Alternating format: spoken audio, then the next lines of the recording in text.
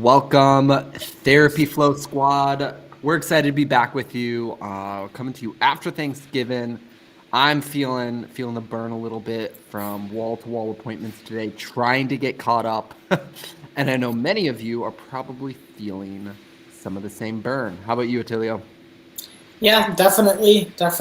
My work is feels like it stacks up differently every time I come back from a vacation. Or a break, I guess, a small break. Yeah. So feeling fired up, feeling rejuvenated, thankful, feeling ready to kind of rock and roll. And with that, I guess we have a pretty heavy hitting topic today for the counselors out there. Yeah, so we're ending 2022 here, looking to next year. And some of you have some awesome big, huge goals. You are wanting to accomplish some really phenomenal things. I was talking to two practices. They're starting sort of new group practices this morning inside of our private program. And for 2023, both of them have the goal to essentially have more than 10 clinicians on their team and have a really well built great running business. And there's some version of that, right? You want to quit your full-time job. You want to scale a therapy practice. You want to take home six figures. You want to raise your cash pay rate to 350. You want to whatever it is, right? And there are a couple fundamental skills, but in our experience, after working with literally thousands of counseling practices, there's one skill that is more overlooked than all the others in the space, in the content you read, in the coaching content out there, in the processes that are in place, and just the value of it. So what we want to do today is pick apart what is that number one thing that if you leverage, if you become competent in, if you acquire skills, traits, and habits in this area, that it will set you apart and actually help you realize your goals in a substantial way. And when he says substantial, I mean, like, literally, it's a substantial. I mean, night and day difference. The counselors that are in our private coaching program that um, take the time to figure this out or make it happen for themselves, uh, literally, it's night and day the difference between their successes and their failures, quite frankly. And when it's sort of like derived out. Um, we find all these failure points in private practice. Failure point being uncertainty in marketing, uncertainty in what you're providing, uncertainty in where you're going to get your next clients from, uncertainty in there's so much uncertainty, so much that you don't know, so much mystery, so much confusion, so many options, and so many places for you to stick your money, stick your time, and you're uncertain if you get a benefit or not from it, quite frankly. And so, Yeah. what's kind of interesting is this one thing should create so much clarity for you and should allow you to create so much resounding success from whichever path you take that honestly, it should remove a lot of confusion and sort of force you to succeed in a lot of ways. I've got an awesome story. I guess I'll share this story right now. I want to Um, tee up one last thing before you yeah, go share ahead. Go that ahead. story. Uh, just to impress upon this. One, I don't know why, but the office turned off all the lights on me, so I'm not going to go get up and turn them on back now. So good thing I have another source of light at the moment. But some darkness doesn't hurt anyone. That being said, this skill, just to tee it up a little bit more, this thing. Attilio and I were a little bit lucky. One, we share the same origin story for acquiring and being introduced to this skill, which is kind of fun. But with that, it also is one of the first skills. There we go. Interesting. One of the first skills that we acquired in our business development journey. So, in some ways, I have never not known building a business without this thing. Um, and that's really cool, but that's also really important to note because that means there are certain successes that I've been able to seamlessly have and develop and produce on a very actionable way, a very speedy way to achieve more in less time. And same with Attilio, we are where we're at largely because our early adoption and our early training in this area. Yeah. So the story goes like this, guys, and this is not an uncommon story, and this was particularly common for us when we were working on a very done for you level with our counselors. Done for you being we would provide a marketing service on behalf of the therapists we were working, on behalf of the group practices that we were working with, and all they had to do was pick up the phone, get a hold of the person, and close the person on the services for their practice. And just about 2 weeks ago, we got a message from someone saying, "Hey guys, things aren't going well. Uh, you'll need to cancel the services." Never got one person from any of the advertisements. Nothing, like, it didn't work out, right? And so internally, we have some awesome processes in place to just kind of make sure that things are going well, right? Things are going well for people that are working with us. And so I took a look, sat down with my team, we looked at the account, and the guy had like 60 or 70 people reach out to him, fill out the full form, fill out, do the whole kit and caboodle, guys. Same thing as if someone had gone to your site and read information about you and then decided to reach out to you for information, right? Same thing. Go to your Site Today profile, reach out to you for more information. Okay, and in some cases they were providing tons of information, right? Like Overport, you guys know how it goes. So to me, I was like, how is this even possible? Because the truth is, guys, if you're getting like 10 to 20 leads and you're thinking to yourself, these are all bad, chances are they probably aren't bad. Chances are you're bad. And so bad at what? Bad at what? So I would turn it over and just say, guys, I think our number one skill is salesmanship here. Sales.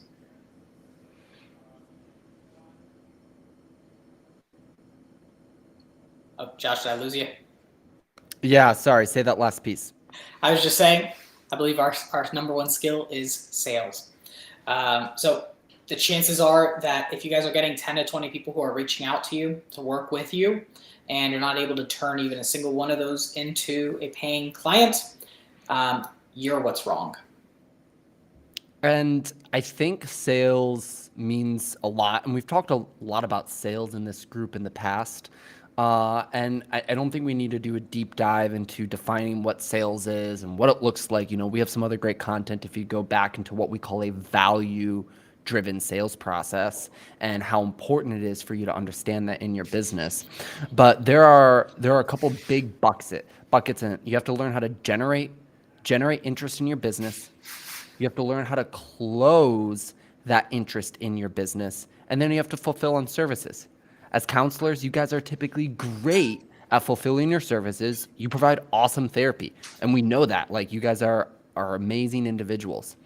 And there's a lot of emphasis on how to generate interest in your practice. There's only so many ways to do it. And I'm not saying it's easy all the time, but it's simple and it's understood. But what we do come across is that even some of the best counselors that are great at marketing and some of the best counselors who are great at providing amazing results for their clients, they have barely touched the skill of sales. They have barely scratched the surface on what it means and what it could do for their business. And on the flip side, when you're not good at this thing, when you're not good at the sales fundamentals in the way that a good business should be, there are a couple, bad things that happen in your business, so to speak. Number one is you can't ever outsource it. If you yourself are never good at sales, you don't have the stamina, the frameworks, the operating procedures, the structures of what it would actually take for someone who's not you to place appointments inside of your business. So a couple things are this. One, you'll churn like nobody's business when you try and hire assistants to help you with your calls. You will never be free from taking your own phone calls. And this is especially true for our group practice owners and our high income solo practice owners who can afford to hire that staff. Number two is you lose money or you lose time that you're already spending. So if you have 10 people that contact you and you're not very good at sales skills and only 2 or 3 out of those 10 people convert into paying clients, there were 7 opportunities that you missed there. We could have gone out and not marketed any more, and we could have closed 7 out of those 10 opportunities and more than doubled our productivity on the marketing that we just did, right? Attilio, do any others come to mind in terms of things that break in your business when this skill isn't present? Yeah, I'd say probably most prevalently is you think you're paying too much for marketing. Mm, That's the feel. You think you're paying too much for marketing, or you think your marketing is bad. I also see. I also see. Honestly, I would call it just like general professionalism. mm, Um, People drastically mistake sales as like some type of persuasion, some type of putting like doing like having someone do something that they don't want to do. yeah, Um, but that is not that. Maybe a bad salesperson does that. A bad salesperson might do that. But the purpose of sales, that is not the purpose of it. yeah, And so the things that break is you look bad, like you actually look bad because the market is the marketplace, the people who give cash to people to solve problems, um, the people that exist are used to spending money with people that care about being able to solve their problems. And so there's a certain level of professionalism. There's a certain level of like what they're expecting. That kind of just that threshold just needs to be hit in order for like a sale to occur. And in yeah, fact, this trend is reaching critical masses now because it's so easy to contact people and recontact people that in fact people are getting short attention spans with it. And so now we need to bring up conversations or try to start conversations more frequently with people, on average about 13 times before they even get a hold of us, before they even yeah. get back to us. And so I would just Yeah. say, yeah, go ahead. I was going to say, and what that translates to, the deeper cause and effect of what you just described, that lack of professionalism, that lack of client communication or potential client communication, translates to you as the counselor having less of your ideal clients in your practice, paying or not paying really your ideal rate. So there's two issues that come from this.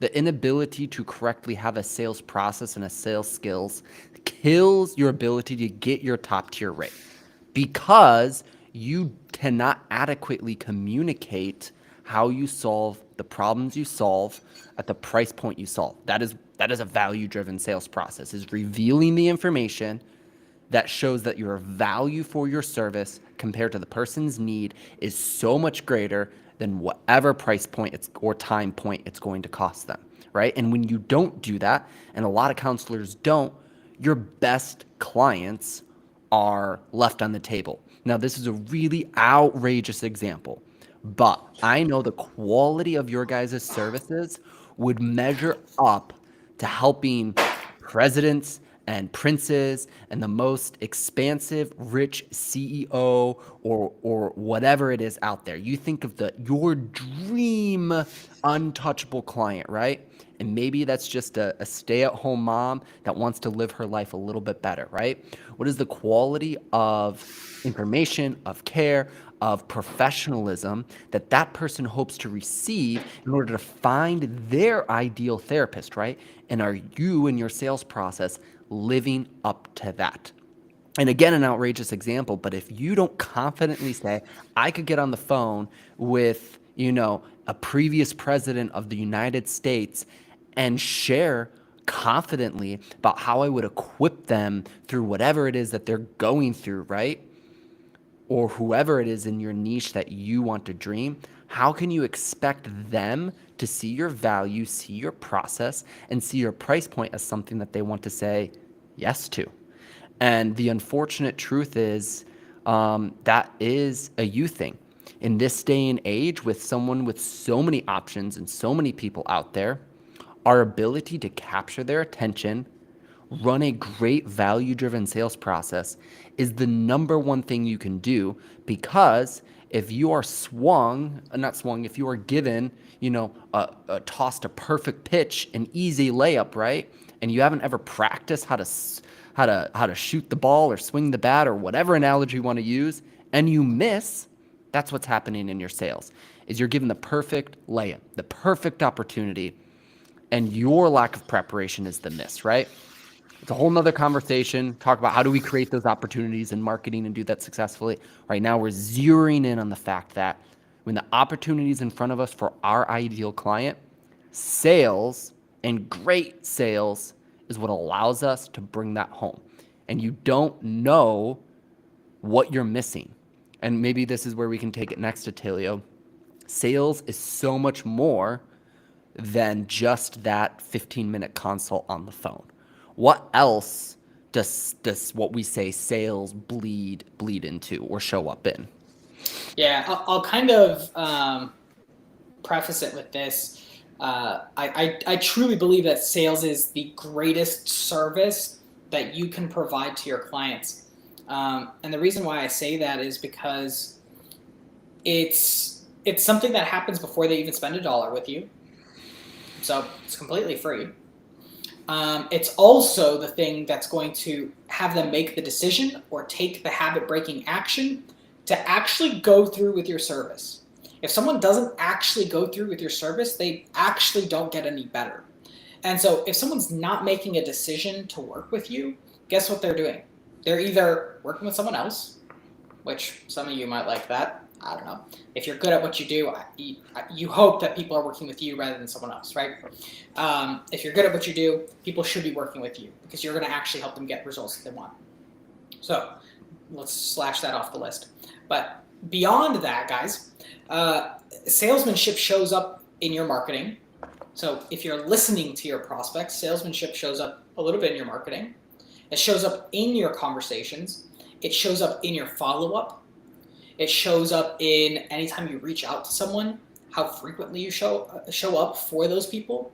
It shows up when you're resending messages or trying to follow up with them for months or years into the future, providing value, giving value, giving value, giving value, working your list. It shows up in your production and fulfillment process, because if the person doesn't see the next step, they're going to say, hey, you know what? Maybe this time around we just schedule for 2 weeks out.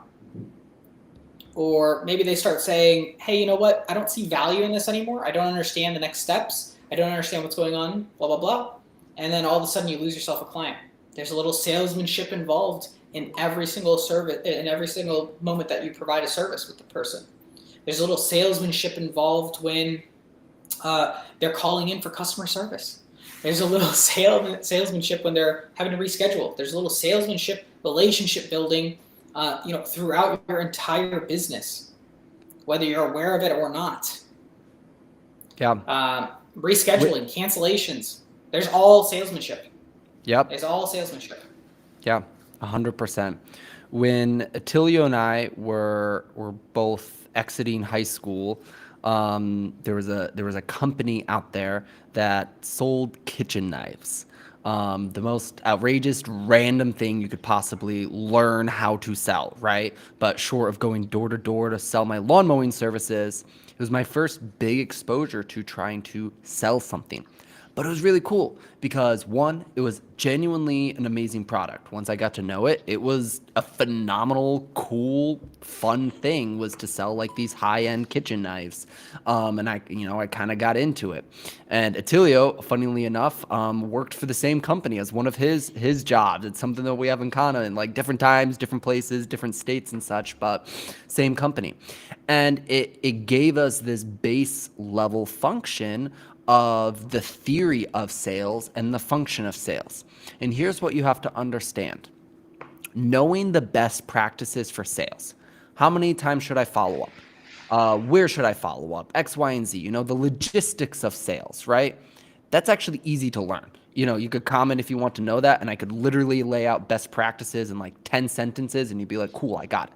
The hard part of that is doing it. is consistency, is sticking with the fundamentals, right? On the flip side, we don't have what we do, we have how we do it. How should we sound when we have a phone call? How should we sound when we're doing reschedules? How should we sound when we're writing our sales scripts on our website? How should we sound? What should it look like? How should it feel, right? And the cool thing about that is category 1, the function is simple to know, hard to do. The what should sales be and how should it sound is hard to know, but is simple to do once you learn it because it never leaves you. Sales is one of the few categories that will pay dividends as a skill for the rest of your life.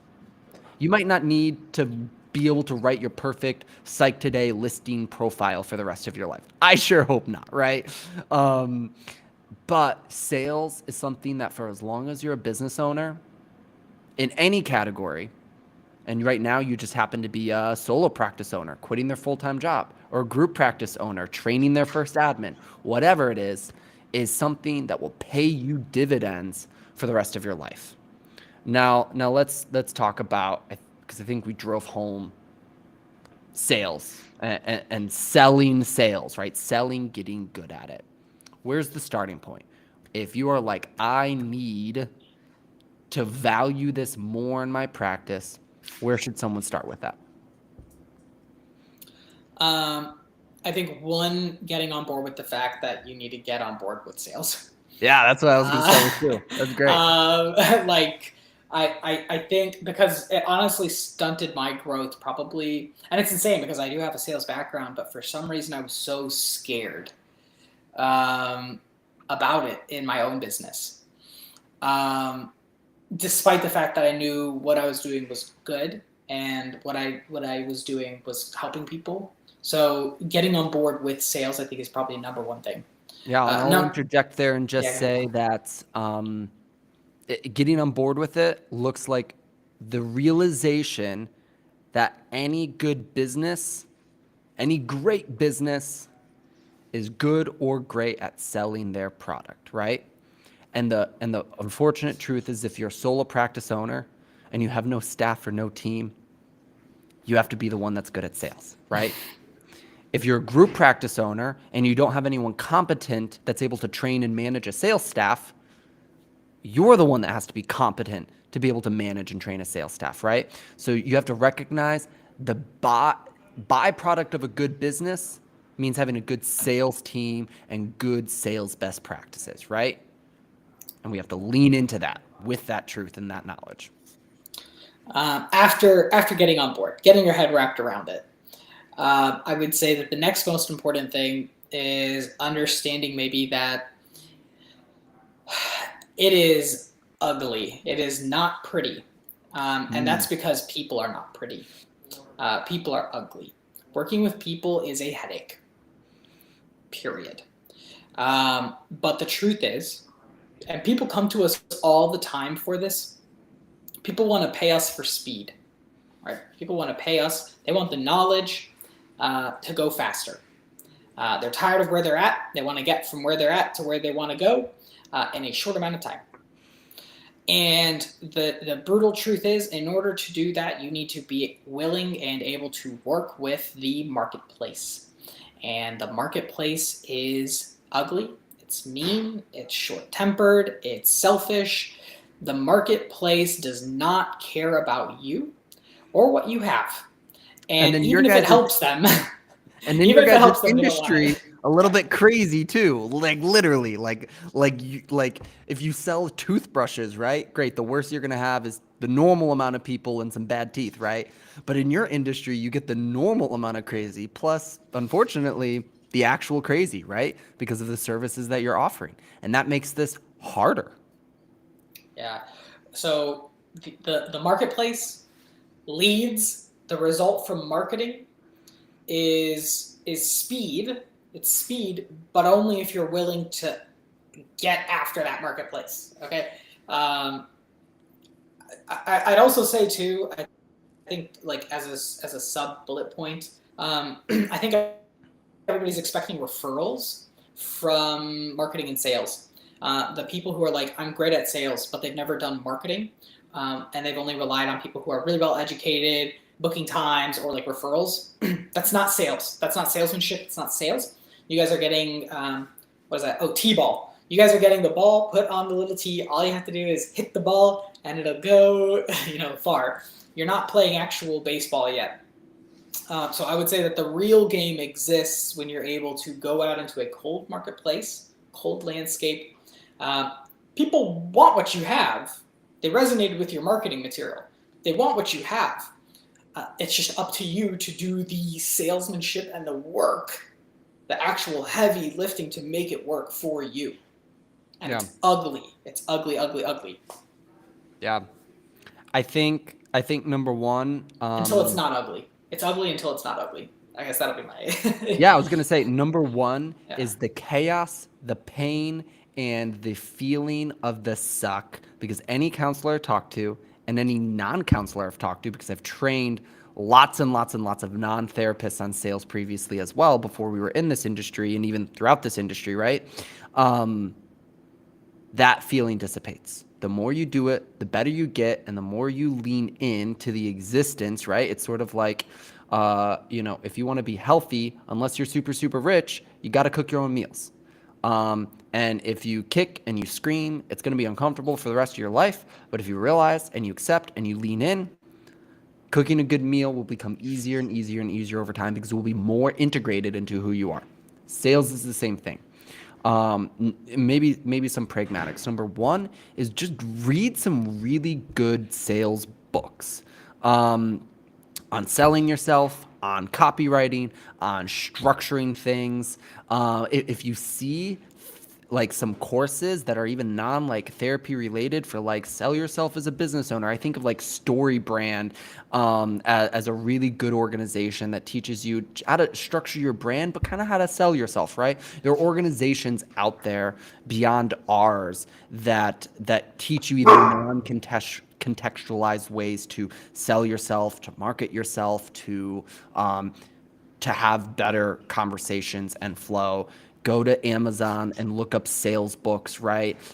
Influence by Robert Cialdini is like a classic one, or Never Split the Difference, or How to Win Friends and Influence People, like not directly sales, but kind of sales. Like some of those books about like the people orientation, the professionalism, some of those things go a long way in transforming your ability to structure yourself. And then, so look inside and outside the industry for some of those processes.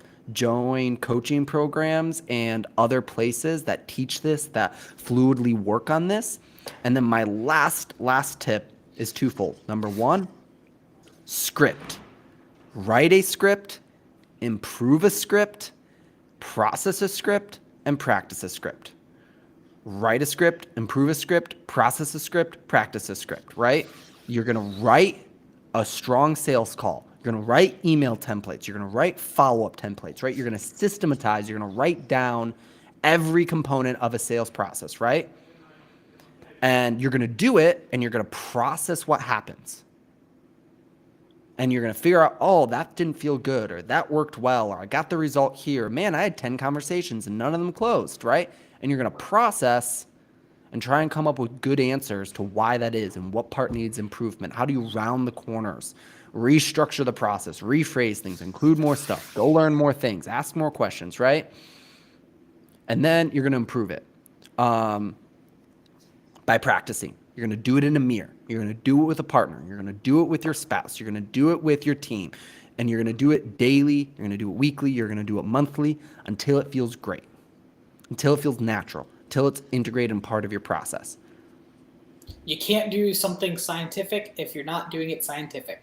Having a script is your control, guys. Yeah. And don't be afraid to script everything. I mean, every little interaction. If you treat it scientific, it will be scientific and it will improve accordingly. So if you're like, I don't know what I'm doing, it's like, that's fine. Yeah. As long as you have a control and you just are okay with failing until you get it. Yeah. So scripts, guys, makes it scientific. And the number one way to like get immediate feedback is to record yourself either on a live call, which would be best, or even not on a live call, and listen to it back. And it's going to sound awful. You're going to wince, and you keep doing it until you listen to your call and you're like, oh, that was okay. Cool. Right. Because it's going to suck until it doesn't.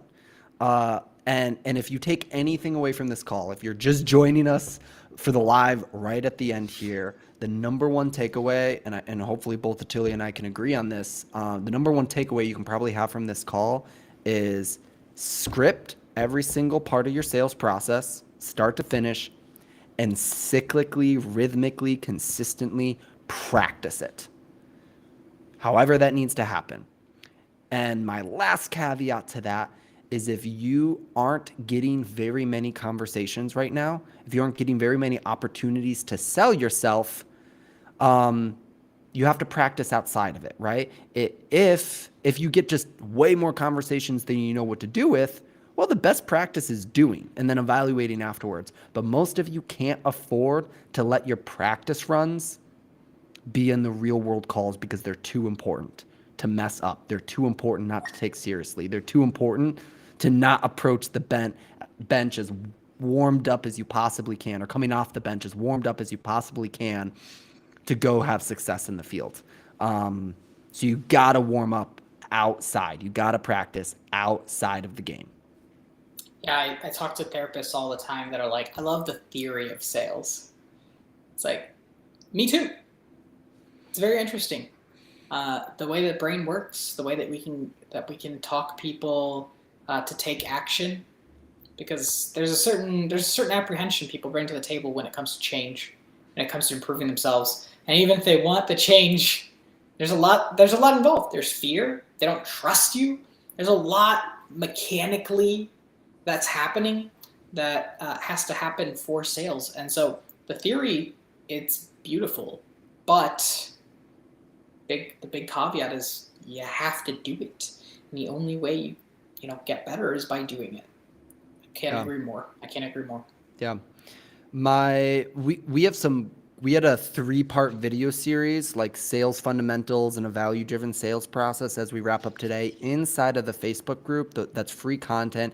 It's a 3-part series of us breaking down a value-driven sales process, of how to do it, what the actual script is. And then it was kind of awkward and hard to get through on a live call, but Attilio and I actually role played a live consult call we both did and gave each other feedback as an example of what practicing a script and giving feedback should look like as you're trying to improve the process. Feel free to judge us accordingly. But it's a great starting point if you're saying, how do I dip my toe into this thing called sales for my private practice in a contextualized environment? What does that look like? What can I do? What should I do? That has a little bit more nuts and bolts to it. I think that's all I've got, really. Guys, sales is possibly the largest component. Most entrepreneurs will quote Mark Cuban. He says it's probably the most critical component to any business's success. Guys, if you have any goals whatsoever, it's likely that those goals are on the opposite end of having a successful business. If you have a successful business, you need to have sales. So guys, whether it's free time, whether it's cash, whether it's clients, whether it's impact, influence, fame, wealth, power, whatever it is that you want, it's probably on the other end of a successful business. And you need to have sales for it. For those of you who are like, I don't want to, and you want to kick and scream, or I just want to do the therapy of it. Guys, no one is coming for you. And quite frankly, you can't afford to pay someone to just take the job off of your plate. Yeah. I think as a last homage to sales being the most important skill that you could develop if you want to have success in 2023. There's a great book out there that's called Failure of Nerve. I'll save you the read. And the entire concept is improving your weakest skill so it's no longer a detriment to you. Here's what's happening. Sales is such a weak skill in your life. It's such a non-valued component of your business that it's so massively hurting everything else, you can't even tell. You can't even realize it, right? It's so destructive and corrosive that it's not up to par, up to standard, or anything remotely close. It's probably one of your number one saboteurs at the moment in your private practice, right? And if you don't like sales, if you don't want to do sales, if you get into it and you still hate it, well, the reality is you have to improve it. You get to improvement just to the point where it's no longer causing your failure. You do not need to be the best in the world at sales. You do not need to be a sales savant. You don't need to care about it as the number one thing. You don't need to overdevelop it as a skill. However, you need to be able to do it just enough that it's no longer massively sabotaging all the other elements in your business. And I think that's what we find in our practice and like with the private practices that we work with directly is as soon as they're good enough, as soon as they're semi-functioning, mostly functioning in this category, we're like, forget about it. Move on with your life. It sticks with you. As long as you're doing the function fundamentals, being good enough at sales carries with you. And if you don't want to like there's marginalized gains after that. But don't let it be your number one saboteur because it doesn't have to be in it and it shouldn't be. Love it, guys. I'm wishing you a happy 2023 and a great sales approach.